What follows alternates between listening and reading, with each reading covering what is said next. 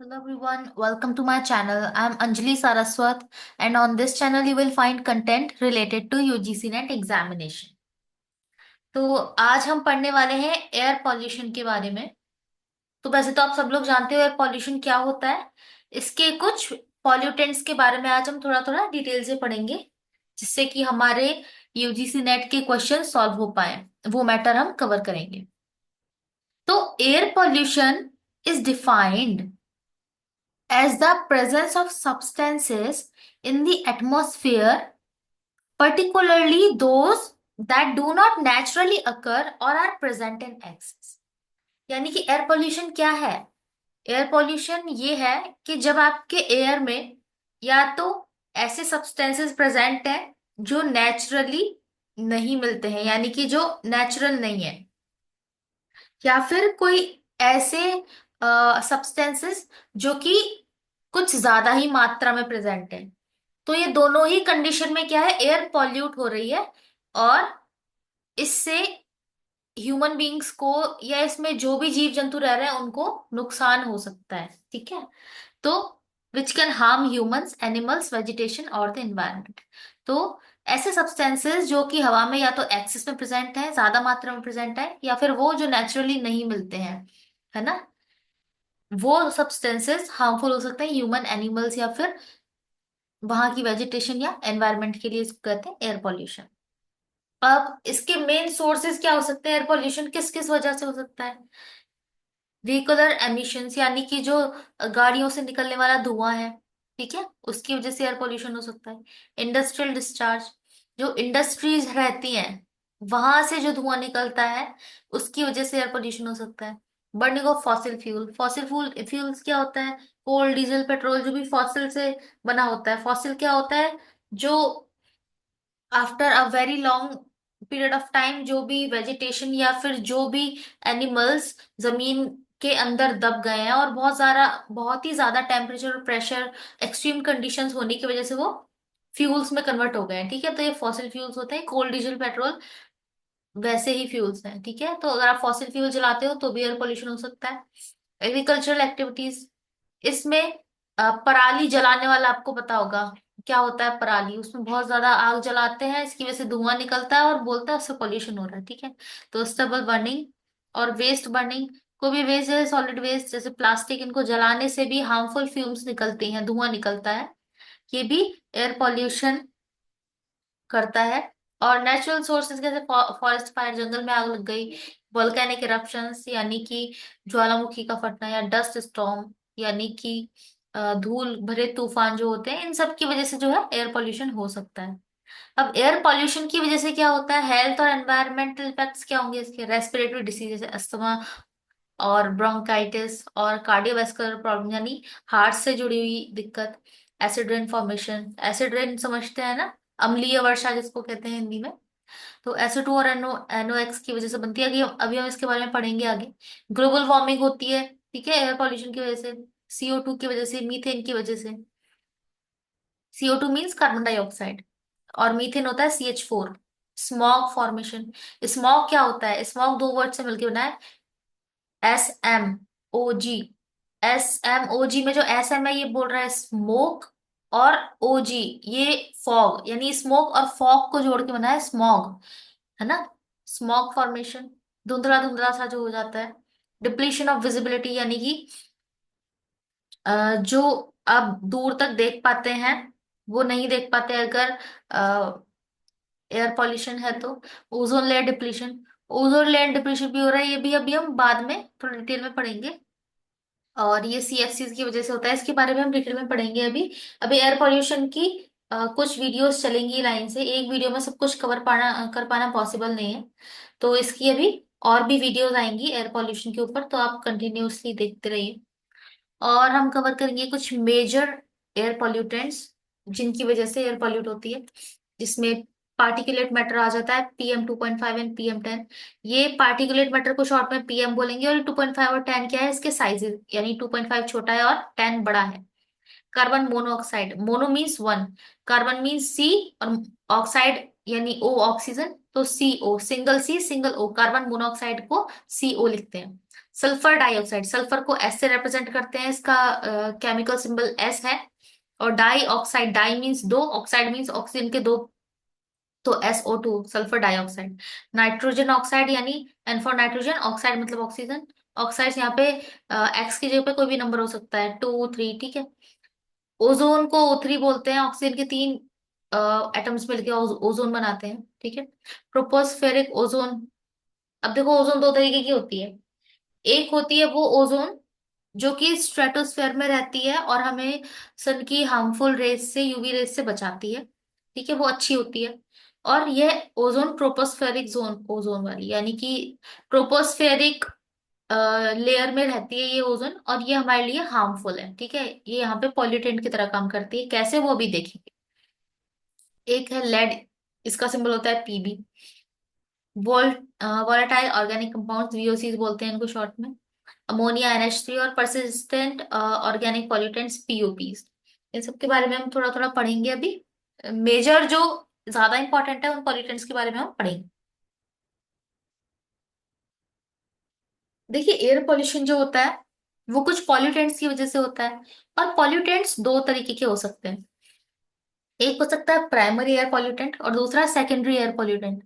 Primary air pollutant वो होते हैं जो कि डायरेक्टली सोर्स से एमिट होते हैं, यानी सीधा सोर्स से निकलते हैं। अब सोर्स क्या हो सकता है, कोई फॉसिल फ्यूल जल रहा है, ठीक है, तो सीधा सोर्स से अब जो फ्यूम्स उड़ रही है, हार्मफुल फ्यूम्स यानी धुआं जो उड़ रहा है, उसमें जो पार्टिकल्स होंगे वो डायरेक्टली सोर्स से आ रहे हैं, ठीक है, तो उसको हम बोलेंगे primary air pollutants.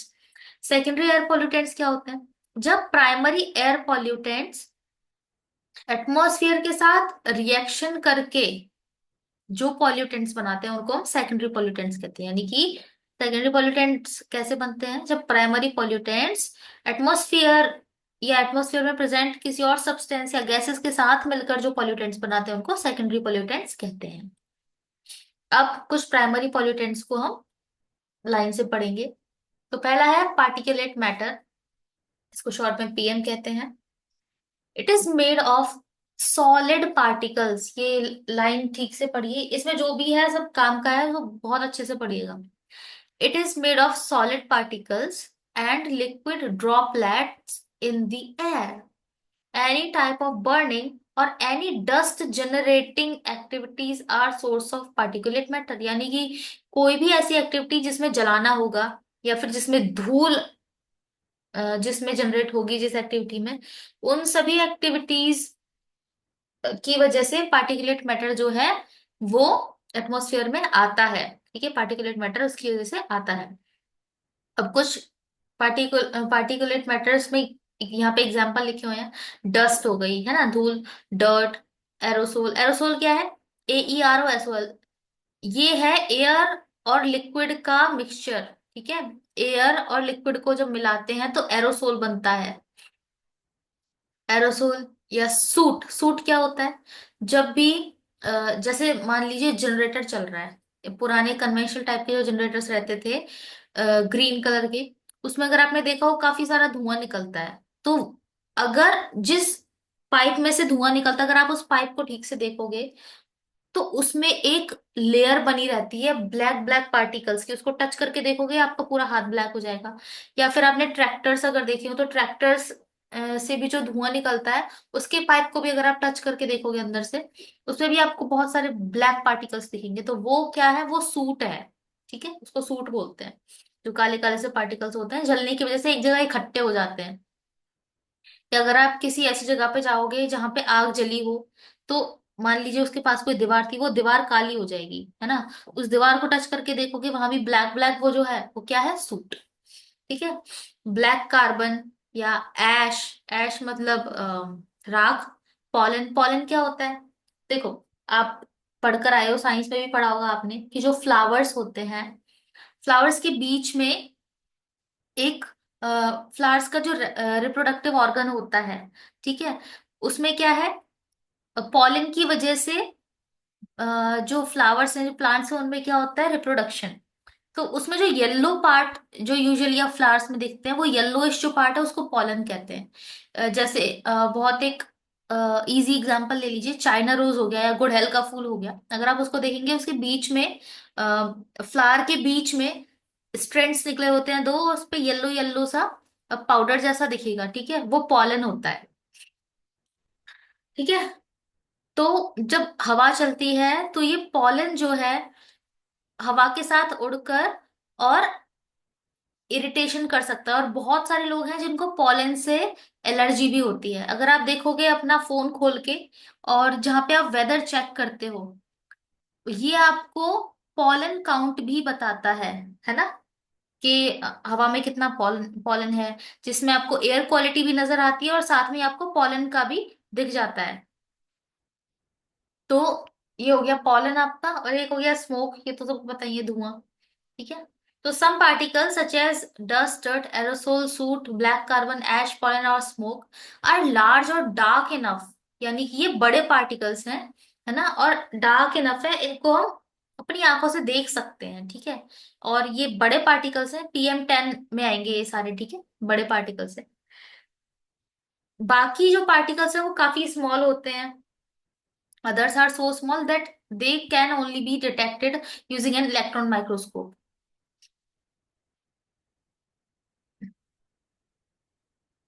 Sorry, electron micros देखो, माइक्रोस्कोप भी कई तरीके के हो सकते हैं। ये पार्टिकल्स PM2.5 काफी छोटे होते हैं, इसलिए इनको देखने के लिए इलेक्ट्रॉन माइक्रोस्कोप का यूज करना पड़ता है। ठीक है। Particular matter can get deep into your lungs. अगर छोटा मैटर जो है, ठीक है, 2.5 जो है, अगर वो लंग्स में जाएगा, छोटा मैटर है, जा सकता है। ठीक है, आपने ब्रीथ किया, ब्रीद इन किया, और जो आपने सांस ली उसके साथ वो पार्टिकल्स आपके लंग्स तक पहुंच गए। और अगर वो बहुत ही छोटे हैं तो लंग्स के थ्रू फिर वो आपके ब्लड स्ट्रीम में भी एंटर कर सकते हैं, जिससे कि आपको नुकसान हो सकता है, ये हार्मफुल है आपके लिए। ठीक है। ये हो गया आपका पार्टिकुलेट मैटर। दूसरा है कार्बन मोनोऑक्साइड, ये भी बड़ा खतरनाक होता है भाई। अब ये जो कार्बन मोनोऑक्साइड है, CO से रिप्रेजेंट करते हैं इसको, C for carbon and O for oxygen, CO।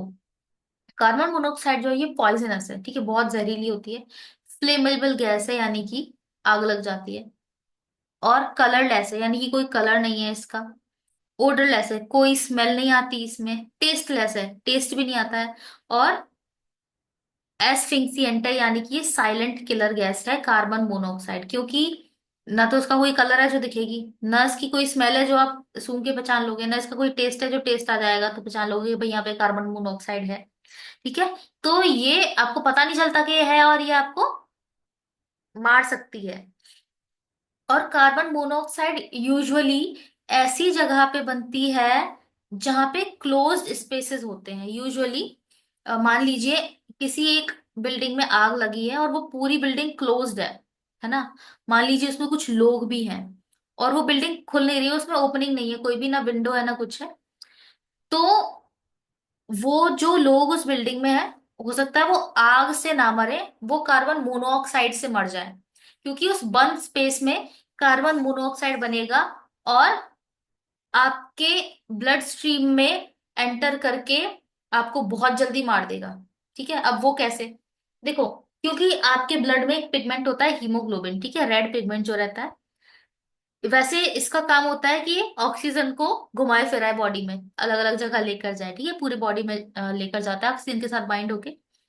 But अगर कार्बन मोनोऑक्साइड इसको मिल गई तो ऑक्सीजन से ज्यादा, अगर ये ऑक्सीजन से जुड़ रहा है और अगर इसको कार्बन मोनोऑक्साइड मिल गई तो ये ऑक्सीजन को छोड़ के पहले कार्बन मोनोऑक्साइड के साथ अपनी दोस्ती करेगा। और कितना ज्यादा? 200-300 गुना ज्यादा। ये कार्बन मोनोऑक्साइड से 200-300 गुना ज्यादा दोस्ती कर लेगा जितनी ऑक्सीजन से कर रहा था। ठीक है। तो जब हीमोग्लोबिन के साथ जुड़ जाएगा कार्बन मोनोऑक्साइड, तो ये क्या है, इतनी तेजी से जब आपके ब्लड में ये फैलेगा तो क्या बनेगा, आपके ब्लड में बन जाएगा फिर जो सब्सटेंस बनेगा, वो होगा कार्बोक्सी हीमोग्लोबिन, है ना। Carboxy haemoglobin. अब ये जो हीमोग्लोबिन है इसके साथ ये जुड़ चुका है। अब ये क्या है, हार्मफुल कंपाउंड जो कि आपको मार सकता है। The greatest source of carbon monoxide to outdoor areas. अब देखो, अंदर का तो बता दिया कि अगर बंद रहोगे तो ऐसे कार्बन मोनोऑक्साइड बन सकती है। और अगर ओपन एरियाज है, आउटडोर में अगर कार्बन मोनोऑक्साइड की बात करें तो ये कार, ट्रक और बाकी व्हीकल और मशीनरी, जिनसे भी, जो भी मशीनरी फॉसिल फ्यूल को बर्न करती है, वहां से निकलने वाला जो भी सब्सटेंस है, वहां से जो कार्बन मोनोऑक्साइड है ये बनता है। और कार्बन मोनोऑक्साइड जो एटमॉस्फेयर में है, ये कार्बन डाइऑक्साइड बना सकता है, CO2, है ना, जिसकी वजह से जो मीथेन है, CH4, इसका कॉन्सेंट्रेशन गड़बड़ा सकता है। ठीक है। अब कैसे गड़बड़ा सकता है, ये बहुत ज्यादा डिटेल में नहीं जाएंगे। देखो, मीथेन में CH4 है, यानी एक कार्बन और चार हाइड्रोजन। CO2 में एक कार्बन है और दो ऑक्सीजन है। CO, कार्बन की वैलेंसी 4 होती है, यानी कि ये चार बॉन्ड बना सकता है। और अभी ऑक्सीजन के साथ इसके दो बॉन्ड काम आ चुके हैं, और अभी भी इसके दो बॉन्ड्स फ्री हैं। ठीक है। तो ये कोशिश करेगा दूसरे कंपाउंड के साथ मिलके अपना कंपाउंड बनाने की, ठीक है, जिसकी वजह से मीथेन का कंसंट्रेशन गड़बड़ा जाएगा और कार्बन डाइऑक्साइड फॉर्म हो जाएगी। आगे देखते हैं। सल्फर ऑक्साइड क्या होते हैं भाई? आप इसका सिंबल देख लो, S for sulphur, O for oxygen, X मतलब कोई भी नंबर हो सकता है। तो सल्फर ऑक्साइड जो है ये कैसे पॉल्यूटेंट्स हैं? Sulphur oxides are pollutants that contribute to the formation of sulphuric acid. Sulphuric acid का फॉर्मूला होता है H2SO4। ठीक है। ये सल्फ्यूरिक एसिड या सल्फेट्स बनाने में हेल्प करता है, जो कि एसिड रेन जो आपकी होती है उसमें होता है। As well as particulate pollution, जो सल्फर ऑक्साइड है पार्टिकुलेट पॉल्यूशन में भी, जो हम पीछे पढ़ कर आए हैं, PM पॉल्यूशन, उसमें भी ये भागीदारी निभाता है, और एसिड रेन में भी इसका हाथ होता है। इसके मेन सोर्सेज क्या है? emission if sulfur oxides is burning of fossil, यानी main source of emission of, या ऑफ आएगा, main source of emission of sulphur oxide is burning of fossil fuel. Fossil fuel को जलाने से जो emission होता है, उससे सल्फर ऑक्साइड बनते हैं। सल्फर डाइऑक्साइड, डाई मतलब दो ऑक्सीजन, तो SO2 हो गया। ठीक है। Sulphur dioxide can cause respiratory problems जैसे bronchitis, and can irritate your nose, throat and lungs. आपकी नाक, गले और लंग्स में इरिटेशन हो सकती है। ठीक है। तो ये सारी दिक्कतें आ सकती हैं सल्फर डाइऑक्साइड की वजह से, अगर आपने अ, इसको इनहेल कर लिया है तो। अब आते हैं आपके नाइट्रोजन ऑक्साइड्स। नेक्स्ट है nitrogen oxide. Nitrogen oxides are critical compounds, components of photochemical smog. Photochemical smog क्या होता है ये भी देखेंगे हम। तो nitrogen oxides are critical components of photochemical smog. They produce the yellowish brown color of smog. देखो स्मॉग क्या होता है, अभी हम पढ़ कर आए थे, स्मॉग दो वर्ड से मिलकर बना है, स्मोक और फॉग। ठीक है। तो जो आप देखते हो ना, धुंधला धुंधला सा, कई बार सर्दियों में आपको देखने को मिलता है, और दिल्ली जैसे एरिया में तो बहुत ज्यादा देखने को मिलता है। तो उसी को आप स्मॉग कहते हो। ठीक है। और फोटोकेमिकल स्मोक जो, जिसमें फोटोकेमिकल यानी कि जिसमें सनलाइट का भी हाथ हो। ठीक है। और इसीलिए यहाँ लिखा हुआ है कि nitrogen oxides are critical components of photochemical smog. Photochemical smog के बनने में नाइट्रोजन ऑक्साइड का बहुत हाथ होता है, ये बहुत क्रिटिकल कंपोनेंट्स है इसके फॉर्मेशन में। They produce the yellowish brown colour of smog in poorly ventilated situation, मतलब जहां हवा ठीक से नहीं आती है, पुअर वेंटिलेशन, हवा जहां ठीक से क्रॉस नहीं होती है, पास नहीं होती है। Indoor domestic appliances such as gas stove, या फिर गैस और वुड हीटर्स, ये सब हो सकते हैं नाइट्रोजन ऑक्साइड ऑक्साइड के सिग्निफिकेंट सोर्सेज, यहाँ से ये रिलीज हो सकती है। अब आ जाते हैं हमारे सेकेंडरी एयर पॉल्यूटेंट्स। इसमें आ गया हमारा फोटोकेमिकल स्मॉग। ठीक है। फोटोकेमिकल स्मॉग क्या होता है अभी हमने देख लिया। अब पढ़ लेते हैं बनता कैसे। It's a mixture of pollutants that are formed when nitrogen oxides and volatile organic compounds, VOCs की फुल फॉर्म है volatile organic compounds, यानी कि ऐसे ऑर्गेनिक कंपाउंड्स जो बहुत वॉलेटाइल हैं। ठीक है। जो कि जल्दी रिएक्ट कर जाते हैं। तो फोटोकेमिकल स्मोक क्या है? ये मिक्सचर है पॉल्यूटेंट्स का, that are found when nitrogen oxides and volatile organic compounds react to sunlight, creating a brown haze above cities. है ना, शहरों के ऊपर सुबह सुबह जो आप देखते हो एक धुंध सी छाई होती है, वो फोटोकेमिकल स्मोक है। ठीक है। तो फोटोकेमिकल स्मोक कैसे बन रहा है? नाइट्रोजन ऑक्साइड आपके और VOCs यानी वोलेटाइल ऑर्गेनिक कंपाउंड्स मिल गए। कब? इन दी प्रेजेंस ऑफ सनलाइट, तो आपका बनता है फोटोकेमिकल स्मॉग। अब देख लो एक बार एसिड रेन। एसिड रेन में क्या बरसता है? एसिड बरसेगा तभी तो एसिड रेन है। और एसिड कौन सा होता है? Sulphuric acid usually. ठीक है। तो acid rain results when sulphur dioxide यानी SO2 एंड नाइट्रोजन ऑक्साइड यानी NOx are emitted into the atmosphere. जब sulphur dioxide and nitrogen oxide atmosphere में एमिट होते हैं, रिलीज होते हैं, and transported by wind to air currents. ठीक है। और हवा की वजह से ट्रांसपोर्ट होते हैं, तो SO2 और NOx जो है, they react with water, oxygen and other chemicals to form sulphuric acid and nitric acid. Sulphuric acid का फॉर्मूला होता है HNO3, H2SO4, और नाइट्रिक एसिड आपका होता है HNO3। ठीक है। तो ये एसिड बनते हैं जब SO2 NOx पानी ऑक्सीजन के साथ रिएक्ट करते हैं, और बाकी केमिकल भी हो सकते हैं, और ये एसिड बनाते हैं। फिर ये जो है, ये पानी के साथ मिल जाते हैं, और भी मटेरियल्स के साथ मिल जाते हैं, और भी मटेरियल्स के साथ मिल जाते हैं before falling to the ground, ground पे गिरने से पहले। ठीक है। तो इससे होती है आपकी एसिड रेन, जिसकी वजह से फसलें बर्बाद हो जाती हैं। ठीक है। और कोरोजन हो सकता है अगर ये मेटल्स पे गिरे। ठीक है। बिल्डिंग्स इससे कोरोड हो सकती है। तो ये सब एसिड रेन के नुकसान है। ग्राउंड लेवल ओजोन देखें अब। देखो, ground level ozone O3 is a secondary pollutant that result from photochemical reaction between oxides of nitrogen. यानी कि जब NOx और VOCs मिलते हैं, तब ग्राउंड लेवल ओजोन जो है, ये अपनी काम दिखाना शुरू करती है। ओजोन में cause irritation to the eyes, है ना, इससे इरिटेशन भी हो सकती है। ये आपको इरिटेट कर सकता है आईज, नोज, थ्रोट और लंग्स में। और ये ट्रोपोस्फेयर यानी कि लोएस्ट लेयर ऑफ एटमॉस्फेयर, जो अभी हम लास्ट क्लासेस में पढ़कर आए हैं लेयर्स के बारे में, अगर नहीं देखा है आपने वो वीडियो तो आप जाकर मेरे चैनल पे देख सकते हैं। ठीक है। तो ये troposphere lowest layer of atmosphere में पाई जाती है। अनलाइक स्ट्रेटोस्फेरिक ओजोन, यानी जो ऊपर वाले स्ट्रेटोस्फेरिक लेवल में पाई जाती है ओजोन, ये हमें हेल्प करती है यूवी रेज से। बट ये जो ट्रोपोस्फेयर में जो ओजोन है, ये हमें नुकसान पहुंचाती है as secondary air pollutant. Next देखें, पेरोक्सी एसिटाइल नाइट्रेट्स, PAN इसको शॉर्ट में बोलते हैं। Peroxy acetyl nitrate, PAN। तो peroxy acetyl nitrate have many adverse effects on the human body. ठीक है। अब क्या क्या इफेक्ट है? Such as reduce respiratory function, सांस लेने में दिक्कत होती है इसकी वजह से। ठीक है। इसकी वजह से आई इरिटेशन भी हो सकता है। ठीक है। आंखों में दिक्कत हो सकती है। It also result from photochemical, ये भी फोटोकेमिकल रिएक्शन, फोटोकेमिकल जहाँ पे सनलाइट आपकी इन्वॉल्व है। ठीक है। लाइट जहाँ पे इन्वॉल्व है।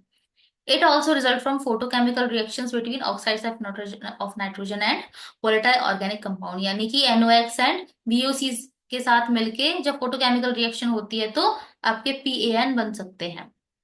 ठीक है। डायोक्सिन्स देख लेते हैं एक बार। डायोक्सिन्स क्या है भाई? Dioxins are group of highly toxic chemical compounds that are classified as persistent environmental pollutants, इनको शॉर्ट में POP कहते हैं। और भी पढ़ेंगे इनके बारे में। तो डायोक्सिन्स क्या है? हाई टॉक्सिक केमिकल्स हैं, जो कि छोटा सा अमाउंट भी हो तो बहुत ज्यादा नुकसान पहुंचा सकते हैं। इनको परसिस्टेंट एनवायरमेंटल पॉल्यूटेंट्स, POPs कहते हैं। और ये बाय प्रोडक्ट्स होते हैं। बाय प्रोडक्ट क्या होता है? जब भी कोई रिएक्शन हो रही है ना, और उसमें मेन रिएक्शन के अलावा भी अगर कोई और चीज हमें मिल रही है, तो उसको कहते हैं बाय प्रोडक्ट। जैसे कि आपने कोई चीज खरीदी।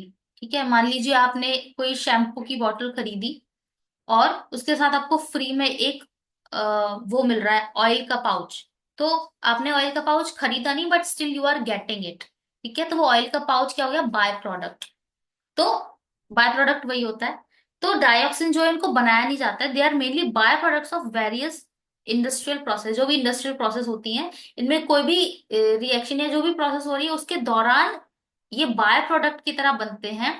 स्पेशली दोज इन्वॉल्विंग कंबशन, ज्यादातर वो एक्टिविटीज जहाँ पे कंबशन होता है। कंबशन मीन्स जलना। ठीक है। जहाँ पे जलना होता है, वहां पे ये प्रोड्यूस होते हैं। वेस्ट या तो या तो आपने कोई वेस्ट कूड़ा करकट जलाया, ठीक है, तब भी डायोक्सिन्स बन सकते हैं। या manufacturing of herbicides and pesticide, आपको पता है पेस्टिसाइड हर्बिसाइड क्या होते हैं, ठीक है, कीड़ों को मारने के लिए बनते हैं पेस्टिसाइड, ठीक है। Paper bleaching using chlorine, paper को ब्लीच करने के लिए, ब्लीच मीन्स उसको ज्यादा व्हाइट बनाने के लिए ब्लीच किया जाता है, ठीक है, क्लोरीन का इस्तेमाल होता है। तो इस पूरे प्रोसेस में भी ये रिलीज हो सकते हैं। ये हाईली टॉक्सिक होते हैं छोटे अमाउंट्स में भी। और इनसे क्या क्या हो सकता है, कैंसर हो सकता है, इम्यून सिस्टम आपका डैमेज हो सकता है। इम्यून सिस्टम समझते हो, रोग प्रतिरोधक क्षमता के लिए आपकी बॉडी में जो सिस्टम है वो डैमेज हो सकता है। इससे रिप्रोडक्टिव और डेवलपमेंटल प्रॉब्लम आ सकती हैं। और हॉर्मोन्स आपके डिस्टर्ब हो सकते हैं, ये सब इनसे दिक्कतें आ सकती हैं। क्वेश्चंस देख लेते हैं कुछ आपके पुराने। तो पार्टिकुलेट मैटर यानी PM, a class of air pollutants include. Particulate matter में क्या क्या आ जाता है, पढ़कर आए थे हम। सूट आ जाता है, पैन नहीं आएगा, नहीं आएगा ना, पॉलन आ जाएगा, डायोक्सिन्स नहीं आएंगे, फ्लाई ऐश आ जाएंगे। ठीक है, तो वो पार्टिकल्स चाहिए आपको, यहाँ पे सूट आ जाएगा, पॉलन आ जाएगा, फ्लाई ऐश आ जाएगा। तो ए सी ई कहाँ है, A C E, second option आपका करेक्ट हो जाएगा। नेक्स्ट देखिए, soot particles are, soot particles क्या होते हैं, ब्लैक कार्बन कह सकते हैं, आपको पता है, ब्लैक ब्लैक पार्टिकल्स होते हैं, ब्लैक कार्बन बोल सकते हैं उसको। मोस्टली ऑफ कोरल साइज, मतलब थोड़ा बड़ा साइज का होता है, आप you can see it with your eyes. ठीक है, तो ये भी ठीक बात है। टॉक्सिक होते हैं, वही टॉक्सिक हैं। और ग्लोबल वार्मिंग में कंट्रीब्यूट करते हैं, तो ये डायरेक्टली ग्लोबल वार्मिंग में कंट्रीब्यूट नहीं करते हैं, तो डी आपका गलत हो जाएगा। Can penetrate into deeper parts of lungs, हाँ भाई जा सकते हैं, ठीक है, पार्टिकुलेट मैटर है, जा सकता है। तो ए बी सी और ई, ए बी सी आपका सेकंड ऑप्शन करेक्ट हो जाएगा। Carbon monoxide CO, an air pollutant when inhaled readily binds with haemoglobin, है ना। कार्बन मोनोऑक्साइड हीमोग्लोबिन के साथ बाइंड हो जाता है, ब्लड स्ट्रीम में जाता है और लाइफ थ्रेटनिंग कंपाउंड बनाता है। क्या कंपाउंड बनाता है, क्या था उसका नाम, अभी हम पढ़ कर आए हैं, कार्बोक्सी हीमोग्लोबिन। कहाँ है इनमें से, फोर्थ, ये आपका करेक्ट हो जाएगा।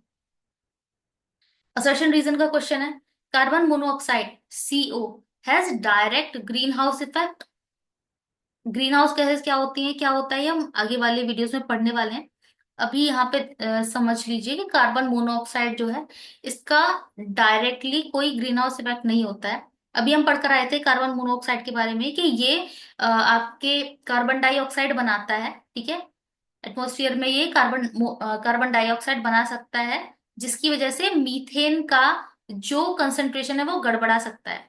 ठीक है, तो ये सीधा ग्लोबल वार्मिंग या ग्रीन हाउस इफेक्ट में इसका हिस्सेदारी नहीं है, बट ये दूसरे गैसेस के कॉन्सेंट्रेशन को खराब कर रहा है। तो इनडायरेक्टली ये ग्रीन हाउस इफेक्ट की जिम्मेदार है, लेकिन डायरेक्टली नहीं है। तो इसीलिए असर्शन आपका गलत हो जाएगा। Reason, carbon monoxide in atmosphere can form, हाँ ये ठीक है, carbon monoxide in atmosphere can form carbon dioxide and can also affect concentration of methane CH4। आपका रीजन ठीक है और असर्शन गलत है, तो फोर्थ ऑप्शन आपका करेक्ट हो जाएगा। फुल फॉर्म ऑफ पैन, पढ़कर आए थे हम, क्या होती, पैन की फुल फॉर्म क्या होगा,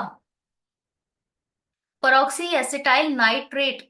यहाँ पे देखो ये दोनों सिमिलर लगेंगे, लेकिन नाइट्रेट करना है, नाइट्राइट नहीं करना है। ये स्पेलिंग देखिए, NITRITES, नाइट्राइट नहीं है, गलत गलत आंसर है ये। आपका जो करेक्ट आंसर है वो है nitrates, परऑक्सी acetyl nitrates, first option correct हो जाएगा। तो ये थे हमारे आज के क्वेश्चंस। आई होप आपको ये सारी चीजें समझ आई होंगी अच्छे से। और अगर कोई भी डाउट है तो आप मुझे कमेंट्स में पूछ सकते हैं। बाकी मिलते हैं नेक्स्ट वीडियो में। अभी एयर पॉल्यूशन से रिलेटेड ही हम कुछ वीडियोस बनाएंगे, जिससे कि एयर पॉल्यूशन हमारा पूरा कवर हो जाए। उसके बाद हम नेक्स्ट पॉल्यूशन पे जाएंगे। तो अगर आपने चैनल सब्सक्राइब नहीं किया और आपको ये वीडियोस समझ में आती हैं और आपको अच्छे लगते हैं, तो आप प्लीज इनको लाइक कीजिए और चैनल सब्सक्राइब कर लीजिए और अपने फ्रेंड्स के साथ भी इसको शेयर कीजिए। और चलिए मिलते हैं नेक्स्ट वीडियो में, तब तक के लिए थैंक यू सो मच।